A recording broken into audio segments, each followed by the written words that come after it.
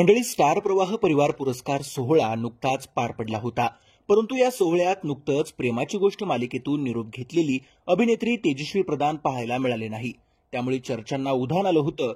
आता अखेर तेजश्री प्रधाननं ती या कार्यक्रमाला का उपस्थित राहिली नव्हती याचं खरं कारण सांगितलं आहे.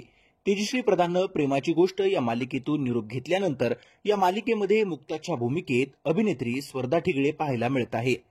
स्टार प्रवाह परिवार पुरस्कार सोहळ्यात सर्वोत्कृष्ट पत्नी हा पुरस्कार मुक्ता म्हणजे स्वर्धा ठिगळेला मिळाला होता. त्यामुळे देखील प्रेक्षकांनी हा पुरस्कार स्वर्धाचा नाही तर तेजश्रीचा आहे असं म्हणत मोठ्या प्रमाणावरती टीका केली होती. तेजश्री प्रधाननं प्रेमाची गोष्ट ही मालिका रागात सोडली होती.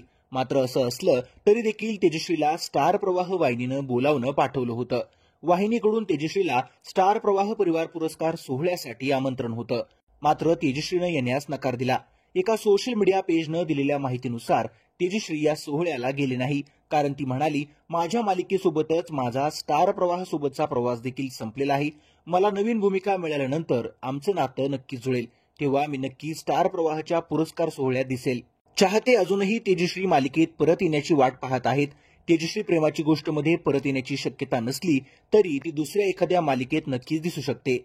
तर मंडळी, तुम्ही तेजश्रीला नवीन मालिकेत पाहण्यासाठी उत्सुक आहात का ते कमेंट करून नक्की कळवा. व्हिडिओ आवडल्यास लाईक करायला विसरू नका.